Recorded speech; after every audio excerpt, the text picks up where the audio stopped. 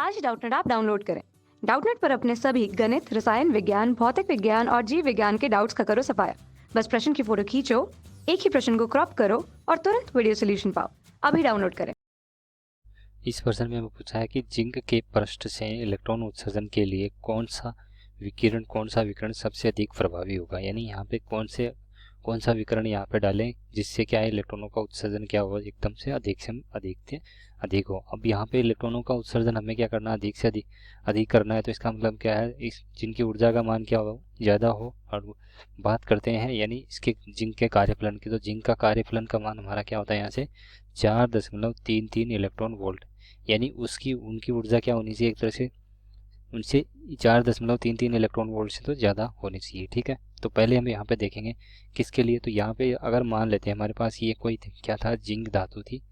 ठीक है, और इसके ऊपर हमने क्या है, तीनों अलग अलग तरीके से क्या है यहाँ पे, पहले हमने क्या डाला, ये माइक्रोवेव, फिर डाला अवरक्त को यानी जो इंफ्रारेड है, फिर डाला हमने क्या है, ये पराबैंगनी वाला। ठीक है, तो इनकी जो लेमडा है यहाँ पे, तरंग दैर्ध्य का जो यहाँ पे हमारे पास क्रम होता है वो किस तरह से होता है, पहले होता है हमारा किसका, अल्ट्रावायलेट का, यानी जो पराबैंगनी होती है वो किस कोटि की होती है, उसकी लेमडा की तरंग दैर्ध्य होती है हमारी 0.1, यानी लेमडा बराबर उसके लिए क्या होता है, किसके लिए, पराबैंगनी के लिए।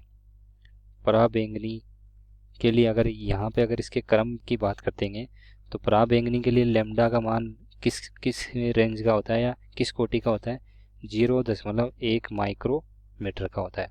ठीक है, 0.1 माइक्रोमीटर का होता है। और बात करें उसके किसके लिए, बात करेंगे इसके लिए अवरक्त यानी इंफ्रारेड के लिए, तो इसके बाद में आता है कौन सा, हमारा इंफ्रारेड आता है। तो इंफ्रारेड के लिए क्या होता है, यहाँ से लेमडा बराबर होता है हमारा 10 माइक्रो फेरेड, फेरेड नहीं 10 माइक्रोमीटर होता है। तो ये कौन सी होगी, हमारी अवरक्त के लिए होगी। ठीक है, अब उसके बाद में अगर देखेंगे यहाँ पे, तो माइक्रोवेव है, जो माइक्रो तरंग है, तो इसकी क्या होगी, एक तरह से इसकी होगी यहाँ पे माइक्रो की, यानी माइक्रोवेव के लिए अगर देखेंगे तो माइक्रोवेव के लिए अगर यहाँ पे देखेंगे तो माइक्रोवेव, इसके लिए जो लेमडा होगी हमारा क्या होगा, एक तरह से माइक्रोमीटर में होगा। ठीक है, 1 माइक्रोमीटर में, तो पहले कितना था 10, और इससे क्या हो रहा है कम, और इससे 0.1 माइक्रोमीटर, तो यहाँ पे क्या हो रहा है, एक तरह से सबसे कम जो तरंग दे रही है हमारी किसकी आ रही है, पराबैंगनी तरंगों की आ रही है। ठीक है, सबसे कम पराबैंगनी तरंगों की आ रही है, तो हमें क्या चाहिए यहाँ पे, यानी इसकी ऊर्जा क्या होनी चाहिए हमारी, एक तरह से अधिकतम होनी चाहिए। अगर अधिकतम ऊर्जा होगी उसके लिए देखते हैं कैसे इसको।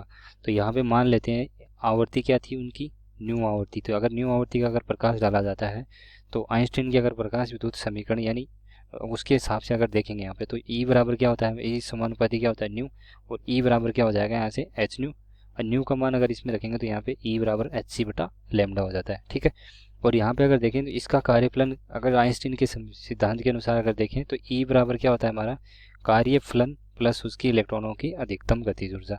तो हमें पूछा क्या है इसमें कि जो इलेक्ट्रॉन होंगे, इलेक्ट्रॉन उत्सर्जन के लिए कौन सा विकिरण यहाँ पे अधिक प्रभावी होगा, यानी इलेक्ट्रॉन सबसे ज़्यादा कौन से निकलेंगे। तो इसका मतलब क्या है, तीनों के लिए कार्यफलन का मान तो क्या रहेगा, समान रहेगा। सिर्फ यहाँ पे समान कार्यफलन के तीनों के लिए समान है, तो इसका मतलब यहाँ पे जिसकी ऊर्जा अगर ज़्यादा है, ठीक है, यानी जिसकी ये ऊर्जा ज़्यादा है, तो उसके लिए इलेक्ट्रॉनों के उत्सर्जन की संख्या भी क्या होनी चाहिए, यहाँ पे ज़्यादा होनी चाहिए। और इसकी ऊर्जा ज़्यादा होने के लिए यहाँ पे ई बराबर क्या हो जाएगा हमारा एच सी बटा लेमडा, यानी जिसकी तरंग दैर्ध्य यहाँ पे कम क्या होनी चाहिए, सबसे कम होनी चाहिए। अगर तरंग दैर्ध्य सबसे कम है तो उसके लिए क्या ऊर्जा का मान क्या हो जाएगा, यहाँ से सबसे कम है, तो यहाँ पे ई बराबर क्या हो जाएगा, यहाँ पे सबसे अधिक हो जाएगा। और सबसे अधिक अगर ऊर्जा हो रही है तो कार्यफलन तो सबके लिए सेम ही है, और ऊर्जा इसके लिए सबसे अधिक हो रही है, तो यहाँ पे इलेक्ट्रॉनों का उत्सर्जन क्या होगा, किसके लिए ज़्यादा होगा।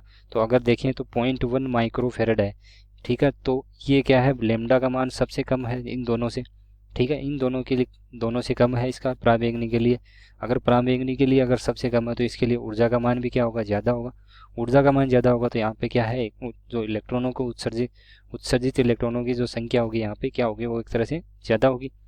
ठीक है, ये उत्सर्जित इलेक्ट्रॉनों का जो इलेक्ट्रॉन उत्सर्जित होंगे वो क्या होंगे, यहाँ पे ज़्यादा होंगे। ठीक है, तो इस तरह से हम यहाँ पे बता सकते हैं कि जो पराबैंगनी तरंग होगी उसके लिए क्या होगा, यहाँ पे हमारा सबसे ज़्यादा उत्सर्जन होगा। तो यहाँ पे हमारा इसका आंसर क्या हो जाएगा, यहाँ पे एक तरह से पराबैंगनी। ठीक है,